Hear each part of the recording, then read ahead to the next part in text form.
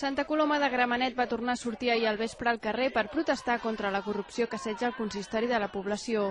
Un miler de persones van recórrer els carrers del municipi fins a la plaça de la Vila, on els manifestants van demanar mesures concretes a la situació actual. El que demanem és la dissolució del consistori i la creació d'una junta gestora que porti l'Ajuntament d'aquí a les pròximes eleccions. Un segon punt és l'aturada de tots els projectes urbanístics especulatius que hi ha ara mateix a la ciutat, engegats per aquest Ajuntament, i tercer, la publicació de la declaració de béns i patrimoni de tots els regidors des del moment en què van agafar el càrrec i en l'actualitat. La plataforma que organitzava la concentració no descarta noves mobilitzacions durant el dia que s'hagi d'escollir un nou alcalde. De moment, el cas Pretòria segueix el seu curs i la seva investigació. Les defenses de Prenafeta i Alavedra han anunciat que presentaran factures emeses com intermediaris com a defensa de la seva innocència.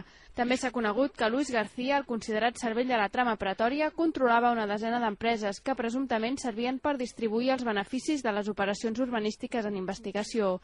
El jutge Garzón dubta fins i tot que algunes duguessin a terme l'activitat per la qual estaven registrades.